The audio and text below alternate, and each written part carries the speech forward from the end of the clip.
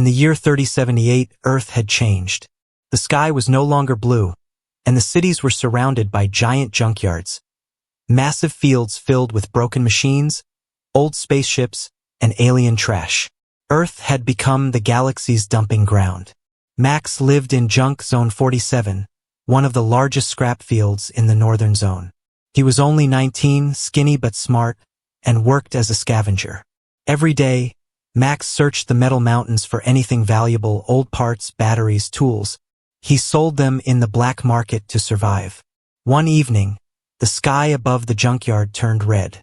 A strange light flickered in the clouds. Max looked up and saw something falling fast. It wasn't a meteor. It was a capsule, metallic, round, and glowing blue. Boom! The ground shook as the capsule crashed into the far corner of the junkyard. Max's heart raced.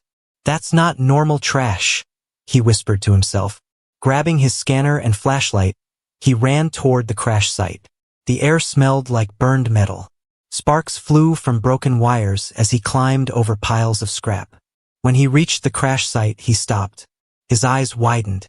The capsule was half buried in the ground, steaming. It was about the size of a small car, with strange alien symbols glowing faintly on its surface. It looked old, damaged, but not dead. He slowly walked closer. The scanner beeped fast. "Life form detected," it said. Max froze. "Wait. What?" He placed his hand on the side of the capsule. Felt warm. There was a small window on one side, covered in dust and cracks. Max wiped it with his sleeve and the air was thin. His sky was dark in his throat. Clouds inside was a girl over the ruined city. She looked around his Commander Ray stood alone on the rocky ground, her hair white like snow. She wore a silver suit torn at the shoulder as he breathed, and she wasn't moving. Around him were broken towers, her fingers twitched, roads and silence. Her eyes opened, everything looked dead. Purple. Ray's boots crunched over dry dirt, but the girl didn't move again. His scanner was alive in his hand, but weak. Still nothing. He knew he couldn't leave her there. No signs would find her. This planet wouldn't be marked quarantine level 5. Using his toolkit, no human was allowed here. Capsule door open. It had been this way for 20 years. With a hiss. Ray didn't care. Steam poured out. He wasn't here for war or orders. Her chest rising quickly. He was here for answers. Her eyes slowly turned toward him. Strange. "Don't," they said, "the aliens of this planet were too dangerous." She whispered in a soft, they had attacked broken voice. But then something never felt right to Ray. Max didn't understand. Why would a peaceful race destroy everything? Why was she in a capsule? Suddenly, and who were they? Beeped louder. He lifted her carefully. Life sign detected. She was light, the machine said in a robotic voice. As he carried her back to his workshop, he looked around nervously. He raised the junkyard was quiet. The signal was something in the air had changed. But it was close. Just he reached his small shelter. He walked a hidden place under a broken cargo sidearm, just in case. He placed the girl as he turned a corner past a broken wall. He froze. No wounds. There, under a piece of metal, lay a creature in the dark. Her skin was pale blue. He heard a beep from his scanner, but dull. Incoming signal. She was thin, almost bones. Searching for lost cargo. And in her arms was a small alien child, maybe 5 or 6 years old. Signal locked. Ray stacked his heart carefully. The alien mother saw him and tried to speak. He turned off the scanner quickly, but her voice was dry beside the capsule. Her lips trembled. He noticed a small metal tag on the side, but no discarded unit. Then in broken, no value, soft English, experimental. She said, "Discarded." Just Max one bite. Whispered. Ray didn't understand her away at first, like garbage. Then he looked at her child. But she didn't look dangerous. He was unconscious. She looked scared, barely breathing, and fragile. She pointed weakly suddenly at Ray's belt. Sirens began to echo in the distance. Ray reached for it slowly, alarmed. He didn't know why. Red light felt flashed in the sky. Only pity. Search ships. He handed it to her. "They're here already." She broke it in half and placed a small piece into her child's mouth. The girl stirred. The child didn't move at first. Her hand twitched again. The lights around her body glowed brighter. Her eyes closed. Stared in shock, and she collapsed. His metal holding her on the table began to float. Ray knelt beside them, just slightly. His heart was heavy. "She's not normal." He pressed his hand to her neck, backing away. She was still alive, she's not a mistake either. Then his comms the ships got closer. "Commander Ray," the alien girl began to whisper again. "Your mission has been tracked. A single word. This planet is under full quarantine." Max took a deep breath. "Return immediately." He had a choice to make. Action. Run and save himself. He looked around, or protect the strange girl from a world that had already he could hear soft wind. He looked at her one more time. Something else. "I don't know who you are," he turned quietly. "Shadows, but I think you deserve a second chance." Building. As he locked the workshop doors and powered down all signals, he called out. Max knew this was just the beginning. He picked up his scanner. Something big had landed in Junk Zone 47. Were there more survivors? And the universe was already on its way. He turned back to the mother and child. He had a decision to make. Help them or run. But when he looked at the child again, something strange happened. The child opened his eyes. They glowed faintly, a soft blue light. He looked at Ray, not with fear but curiosity. And then the child spoke. "Why did you help us?" Ray was shocked. "You speak English?" The child nodded slowly. "Mother taught long ago, said humans would come again." Ray sat down slowly. His mind was spinning. This was not in the reports. Not in the history. These people were not monsters. He looked back at the scanner. The weak signals were getting closer. And suddenly, in the distance, a drone flew over the ruins. It hovered. It had seen him. It had seen everything. Red light blinked. Recording. Ray's comms beeped again. "Warning. You have interacted with a Class C species. Your actions are now under review. Prepare for extraction." Ray stood up. The child was now sitting, holding his mother. "You came back," the child whispered. "But not to help, did you?" Ray didn't know what to say. He didn't have the answers. But one thing was clear now. This mission was not what he was told. The truth was hidden. And it began here, with a starving mother, a dying child, and a single bite. As the wind grew stronger and the shadows moved closer, Ray knew this was only the beginning. The wind blew dust through the broken city, whispering through cracks in old stone. Commander Ray stood quietly beside the alien child and his unconscious mother. His heart beat faster with each second. The child's glowing eyes stared up at him. Not angry, not afraid, just searching. The red light of the drone still blinked above them. It hovered, silent and still, watching. Ray tapped his wrist comm. A voice from Earth Command came through. Cold and sharp. "Commander Ray, you are violating direct orders. Leave Virex 9 now. Do not engage with the locals. Final warning." Ray didn't answer. He looked around at the ruins. Broken homes, shattered statues, old murals half covered in sand. This was once a great city, not a battlefield. He knelt down again beside the mother. Her breathing was faint, shallow. The child whispered, "She needs water, food, warmth." Ray nodded. "I have some, but we have to move." He picked the mother up gently. She was light, too light. The child walked close beside him as they moved through the narrow streets. The shadows were still there, watching from afar, but never coming close. As they reached a small shelter, Ray activated a heat pack and gave the child water. He placed a blanket over the mother. Then, sitting down beside them, he finally asked the question that burned in his mind. "What happened here?" The child looked down. For a long time he said nothing. Then finally, in a soft voice, he answered, "Humans came." Ray blinked. "When?" "Long ago, when I was a baby. You came with fire from the sky." Ray shook his head. "We were told your people attacked first." The child tilted his head.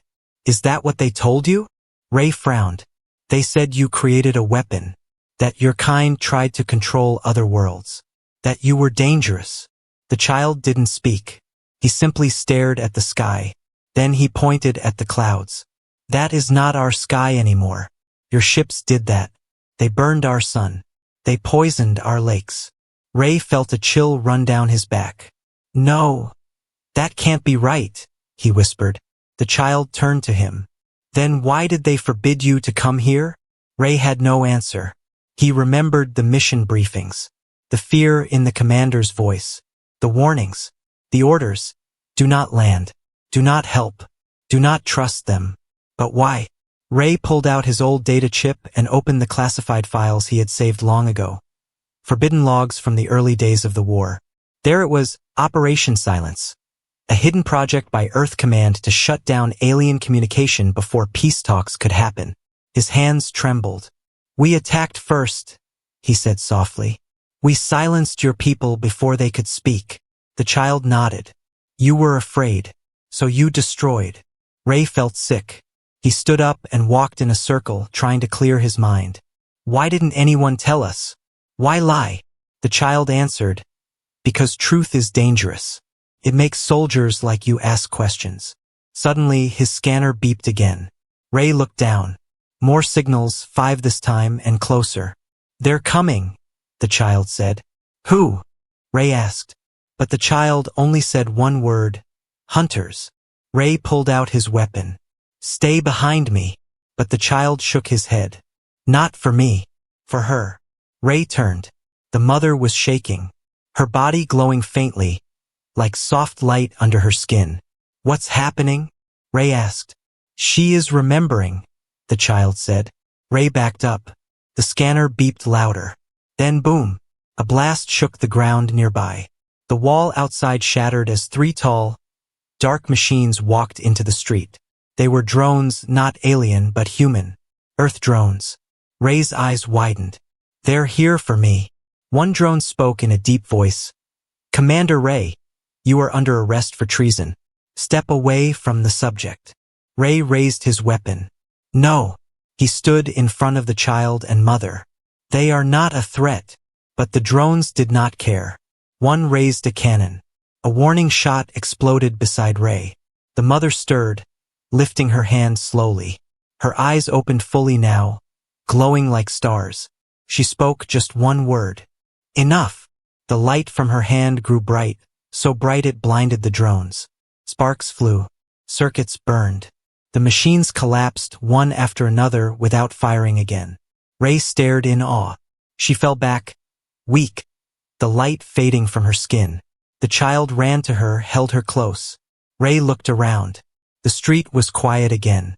The danger was gone, for now. But this was just the beginning. Earth had seen what happened. They would not stay silent. And deep inside, Ray knew he could never return. Not as a soldier, not as a hero, only as a witness to the truth of the forbidden planet. The ruins were quiet again. Smoke rose gently from the broken drones lying across the cracked road. Their metal limbs twitched, sparks flickering before they went dark. Commander Ray stood still, his weapon lowered, but his mind racing. The alien mother had used some kind of power, light, energy, something he didn't understand. She had stopped Earth's machines without touching them. And now she lay silent again, too weak to move. Beside her, the child sat holding her hand, watching Ray closely. "Are they coming back?" the child asked. Ray nodded slowly. Yes, they saw what happened. Earth doesn't like surprises. He looked up at the sky. A faint red light blinked high above. A satellite or maybe another drone. He wasn't sure anymore. He only knew one thing: he was on his own. Ray walked to the edge of the street and sat on a large stone, trying to think. Why had Earth lied about the war? Why was this planet really marked forbidden? He opened his old mission files again, scrolling past the official story. But there was something new now. A hidden file had been unlocked. Project Edenfall. He opened it. What he saw chilled him. Years ago, Earth discovered something below the surface of this planet. A vault. A structure older than both species, not built by humans, not by these aliens. Something else. The order was clear. Destroy the surface, bury the truth. And that's exactly what Earth did. Ray whispered to himself. We weren't at war with them. We were afraid of what they knew. He looked back at the child. Do you know about the vault? The child nodded. We called it the sleeper. My people said it held memories from the stars. Ray stood up. Can you take me there? The child hesitated, then looked at his mother. Her eyes opened weakly. She spoke softly, voice shaking. Too dangerous, it remembers pain. It remembers fire. Ray knelt beside her. But if we don't go, Earth will destroy what's left of your people. And me too. She stared at him for a long time. Then slowly, she nodded. The child stood. I will show you. They walked through the city ruins for an hour. The buildings changed, taller, older, some covered in strange symbols. The child explained, this was the first city, the place where we learned to speak. Ray listened quietly. He had never felt so far from Earth, and yet so close to the truth. They stopped at a large circular platform made of black stone. In the center, a glowing symbol pulsed slowly. The child stepped forward. He placed his small hand on the stone. Nothing happened. Then, The alien mother limped forward and placed her hand next to his. The stone shook. Lights came to life beneath their feet. A deep humming sound filled the air. The platform began to sink. Ray gripped the edge tightly as the stone elevator moved underground. The light around them turned blue, then violet, then black. Finally, they reached a massive underground chamber. Ray gasped. In the center stood a giant sealed door, shaped like an eye, made of smooth crystal and metal. It pulsed slowly, as if alive. All around them were carvings. Not of war, not of weapons, but of peace. Stars. Beings of many shapes working together. Ray walked closer.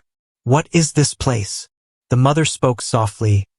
A memory of what we were before fear. Ray touched one of the carvings. He felt a strange warmth. And then, the door began to open. A gust of cold air rushed out. Inside, standing tall, was a figure. Human, but not fully. It was a soldier, one of Earth's own, but changed. Wires ran from his body. His eyes glowed white. His armor was cracked, but ancient Earth symbols still shined on the chest. The figure stepped forward.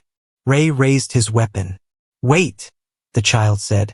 The figure stopped, spoke in a deep, broken voice. "I remember." Ray stared.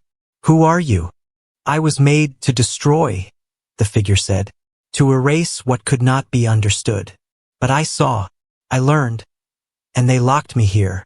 Ray lowered his weapon slowly. "Earth did this." The figure nodded.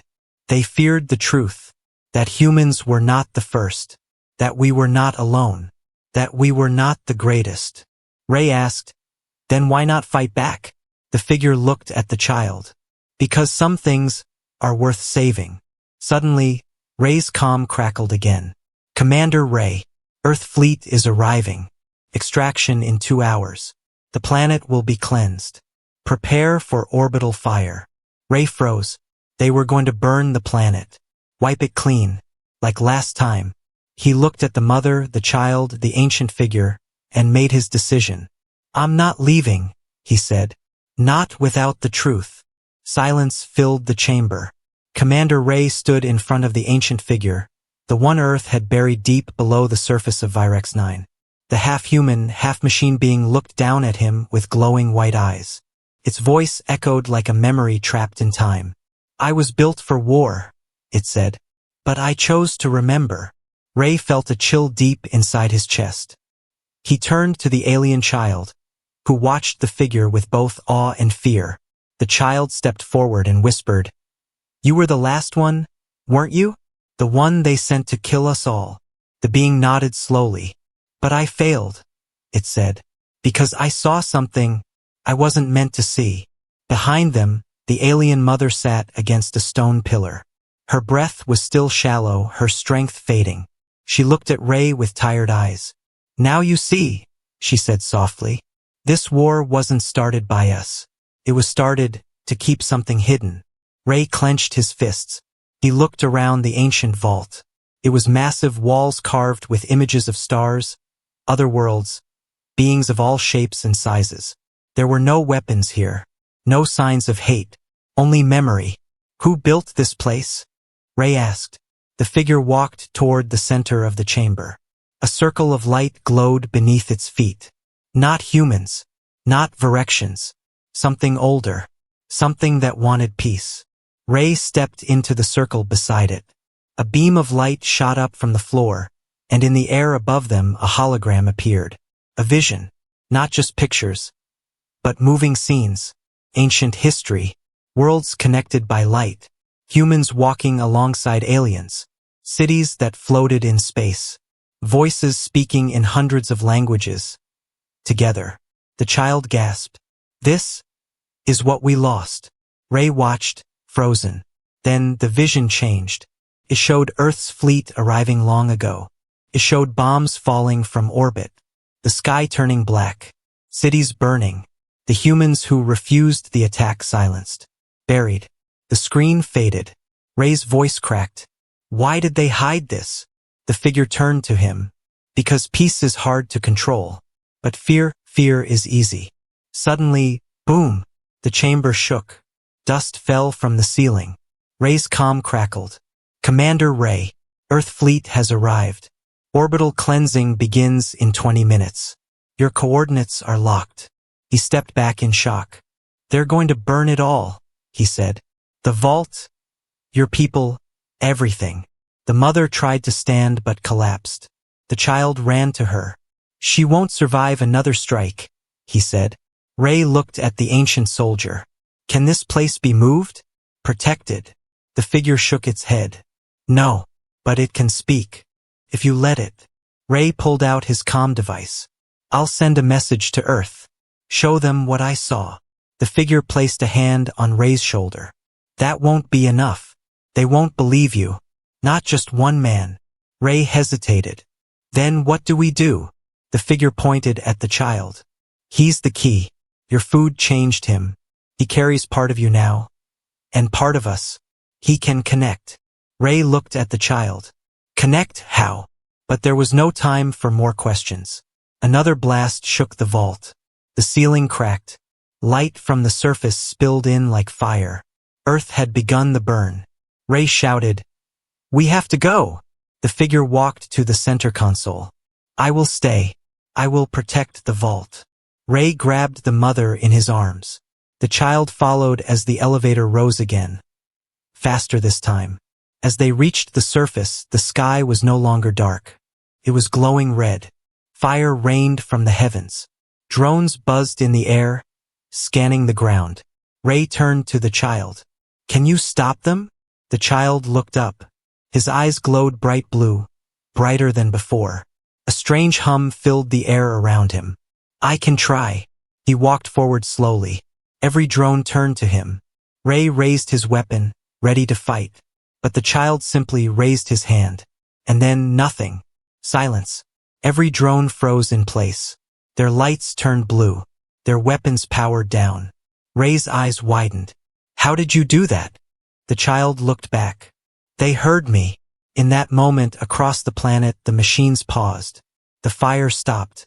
Earth's fleet hesitated. Ray's comm buzzed once more. A voice came through, different now. Unsure. Human. "Commander, what just happened? Who is that child?" Ray stepped forward and said just one thing. "He's your second chance." The sky was quiet. Not peaceful, just waiting.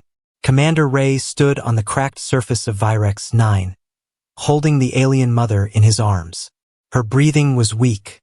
The child beside him was glowing softly, his eyes fixed on the sky where Earth's fleet had just paused mid-attack. For the first time in years, the machines had stopped, and no one knew why. Ray looked down at the child. "How did you do that?" The boy didn't answer. His gaze was locked on something behind Ray, something deep in the shadows of the ruins. Footsteps echoed. Heavy. Slow. Not machine, not alien. Ray turned fast, weapon raised.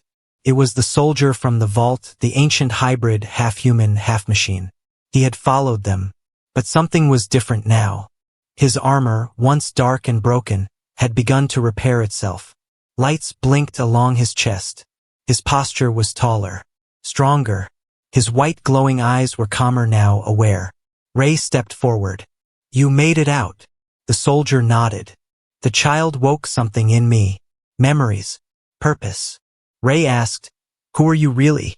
The being took a breath, mechanical and real at the same time.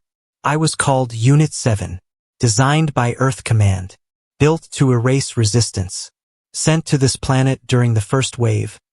But I failed my orders." "Why?" Ray asked. Unit 7 looked toward the alien mother. "Because she didn't fight me. She saved me." Ray blinked. "What?" The soldier nodded. "I was damaged during the assault. My systems were breaking down. The other soldiers kept marching. But she found me, and chose to heal instead of kill." Ray looked at the woman in his arms. Pale, weak, yet still holding on. "You remembered that?"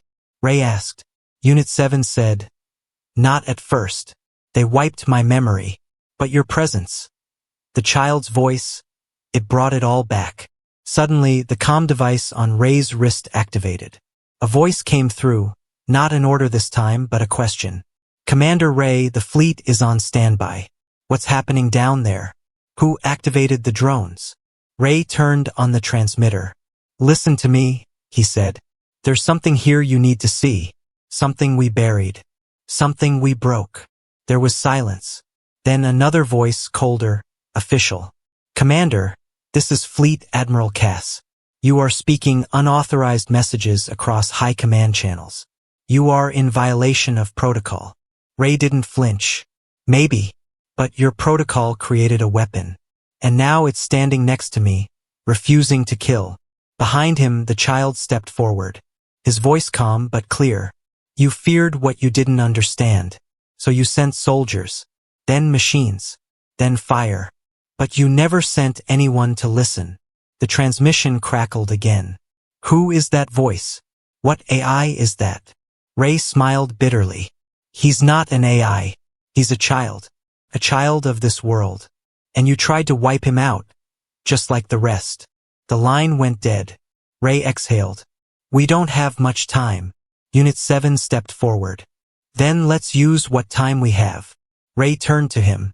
What do you mean? I still carry the link, the soldier said, to Earth's battle grid.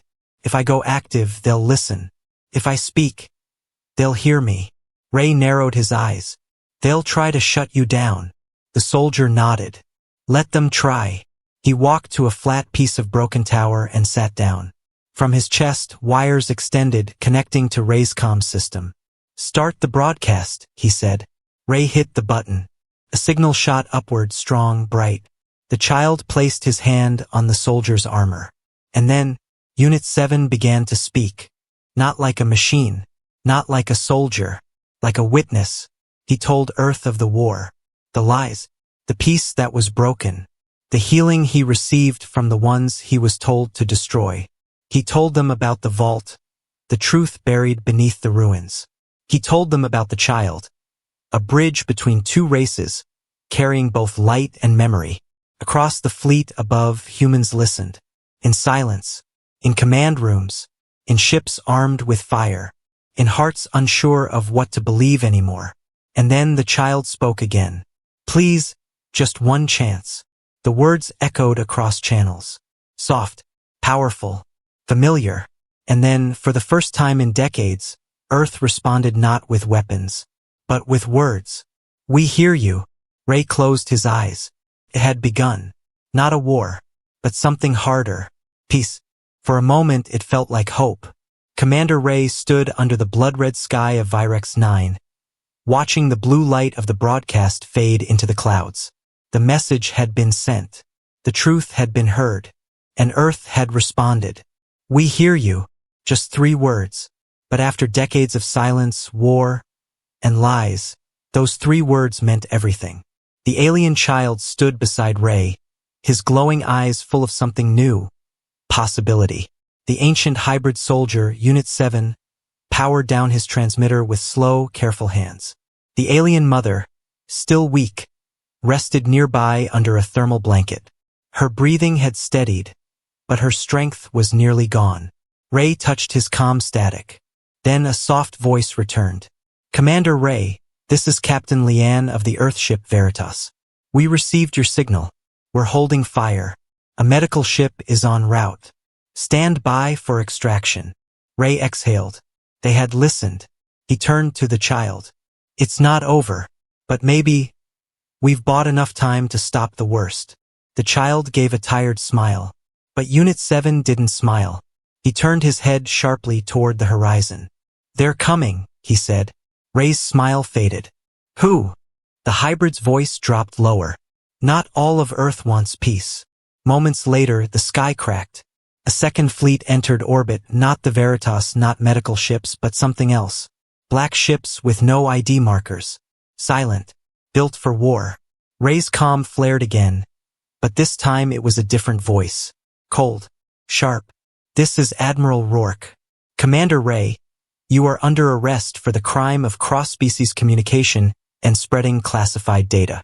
You've exposed dangerous tech to alien hands. Stand down. The child will be taken for study. Ray's stomach dropped. Betrayal. They had known all along. Earth had split. One side wanted peace. The other still wanted control. Ray stepped in front of the child. "No," he said quietly. "You don't understand what he is," Rourke said.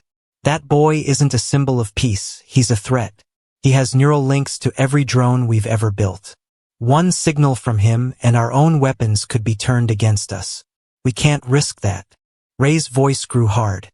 "He stopped the drones. He didn't destroy them. He gave you the chance to listen, and you answered with threats." A long pause. Then, without warning, missiles dropped from the new fleet. Straight toward them. Boom! The ground exploded nearby. Dust filled the air. Ray covered the child and mother with his own body.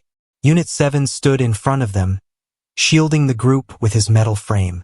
"Go!" the hybrid shouted. "Into the ruins." They ran. The city shook behind them. The sky rained fire again, not like before. This wasn't a purge. It was a hunt. Ray led them into an old underground rail tunnel, deep below the surface. It was cold, damp, dark. They stopped for breath. The mother coughed hard, blood at her lips. "She's not going to make it," Ray said, kneeling beside her. The child held her hand. His eyes glowed bright, pulsing. He was silent. Then slowly he looked at Ray. "I can try something." "What?" "I can link with her, like I did with the drones. But it might hurt me." Ray grabbed his shoulders. "Don't. You're the only chance we have left. If you die." But the child only nodded. "She gave me life when she had nothing. Now I give her mine." He placed both hands over his mother's chest. A soft hum filled the tunnel. Blue light spread across her body. Ray and Unit 7 watched in silence. The glow faded. The child collapsed. The mother opened her eyes and wept. Above ground, the Earth fleet locked onto the last signal. Fire teams move in. Target is the child. But when they arrived, all they found were empty ruins. Because something had changed. Across the city, machines had begun to power on, not to attack but to block signals. Old tech, alien defense systems reawakening after years of sleep. Unit 7 had activated them. Ray carried the unconscious child. The mother walked beside him, weak but alive. They were heading somewhere the enemy wouldn't follow. Not out of fear, but out of shame. Ray turned one last time to look at the sky. "They called him a threat," he said to himself. "But they're the ones afraid of what peace really means." The child lay still. Commander Ray carried him gently through the ruins. His small frame cradled in tired arms. The alien mother walked beside them, her steps slow, her face wet with tears. The tunnels above had collapsed behind them, the last escape sealed. Unit 7 walked ahead, his heavy footsteps echoing through the dim corridor. They were moving toward the final safe zone, a hidden chamber far beneath the city. One last piece of the past remained there, a signal strong enough to speak to the entire Earth. Ray looked down at the child's pale face. No glow, no voice, no movement. "He gave her life," Ray whispered, "and now he may lose his own." The mother stopped, pressing her hand to the child's chest. "He carries too much," she said softly. "Your machines, our memory, my pain." Ray knelt beside them. "He shouldn't have to carry any of it." She looked at him. "But he does. Because of one moment. One bite." Ray closed his eyes. He remembered it. Clearly, painfully. The first time he saw them in the rubble. The starving mother, the dying child, and her voice trembling in the wind. "Please, just one bite." That tiny piece of food had been nothing to him. But to them it had changed everything. Suddenly, Unit 7 stopped. "We're here." They stepped into the final chamber. A high, open room carved into the stone. In the center stood a glowing ring, a communication gateway older than Earth, older than any of them. Ray placed the child gently at its center. "This was the heart of the city," the hybrid said, "where voices once joined from many worlds. Long before war, long before fear." Ray looked at the lifeless boy. "How do we reach him?" The soldier knelt beside the child and removed a small panel from his own chest. Wires flickered. "He left part of himself in me," Unit 7 said. He connected us all. But now, someone must connect to him. Ray stepped forward. No, the mother said softly. It has to be someone who gave, not someone who took. Ray looked at her. I gave him food. That was all. She shook her head. You gave him choice. That is what he remembers. Ray touched the child's shoulder and whispered, I'm sorry, for what we did, for what we became. Then he pressed his hand to the stone, and the room lit up. Blue light surged from the ground, surrounding them. The gateway hummed, not just with energy, but with emotion. The child gasped. His chest rose. His eyes opened. But they were no longer just glowing blue, they were bright white. Like a star reborn. Where am I? He asked. Ray smiled, eyes glassy. With us. Still. The child sat up slowly. I heard them. The humans. The voices above. Some want to help. Some want to hurt. But they're confused. Ray nodded. They always are. The child stood, bare feet on the glowing floor. He looked around. This place remembers peace. Maybe it can remind them. He walked into the center of the gateway and raised both hands. From Earth's orbit, every ship suddenly paused. In the silence of space, every screen lit up, not with warning, but with images, memories, the ruins, the vault, the truth, and a voice small, kind, and clear. One bite, that's all it took. One act of kindness. One human who stopped to care. That's the story your history erased. But I remember. Across the stars, people listened. Soldiers removed helmets. Admirals leaned forward. Civilians wept. Back on the surface, Ray and the others watched the child glowing in the center of the gateway. Unit 7 whispered, He's rewriting the end. Ray looked up at the sky. No fire came. No attack. Just quiet. And then, a miracle. A ship landed. Not black. Not armed. White. Peacecraft. Its door opened, and a single human officer stepped out, holding nothing but a small bag. She knelt before the child and opened it. Inside, a food bar. The same kind Ray had shared days ago. She held it out and said, voice trembling, May I offer? Just one bite? The child smiled. Not because he needed food, but because he saw what the future could be.